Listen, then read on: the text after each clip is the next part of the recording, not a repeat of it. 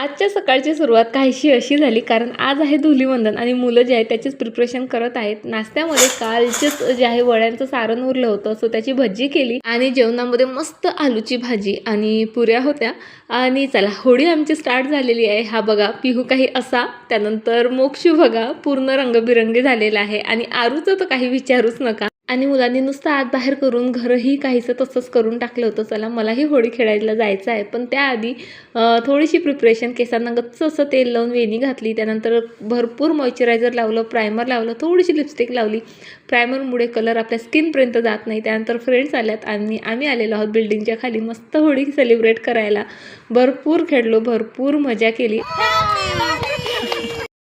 हा सण खरंच वर्षातून एकदाच येतो, पण भरपूर आनंद देऊन जातो. मला कलर आणि पाणी दोघांचीही आवड आहे, त्यामुळे हा सण मी खूप जास्त एन्जॉय करत असते. आणि सोबत अशा छान छान मैत्रिणी असल्या की मग कायच सांगावं. आणि कोरडी होळी खेळून काही मन भरलंच नाही. तो फ्लोअरवर आल्यानंतर पुन्हा भरपूर पाणी खेळलो, भरपूर डान्स केला, भरपूर एन्जॉय केलं आणि त्यासोबतच आमची स्वतःचीच भरपूर कामंही वाढून ठेवलीत. सो पूर्ण पॅसेज जो आहे दोघींनी मिळून मस्त क्लीन केला. त्यानंतर सर्व घर क्लीन करून आंघोळ केलीत आणि आता मस्तच चेहऱ्याला भरपूर मॉइश्चरायझर लावला. आणि चेहऱ्यासोबत आपला स्काल्प पण जे आहे छान मॉइश्चराईज असला पाहिजे, मग कोंडा वगैरे इतर प्रॉब्लेम होत नाही. त्यासाठी मी ॲलोवेरा जेलमध्ये एक व्हिटॅमिन ईची कॅप्सूल टाकून छान स्काल्पला आणि केसांना लावली, त्यामुळे जो काही ड्रायनेस आला असेल तो निघून जातो. बाय.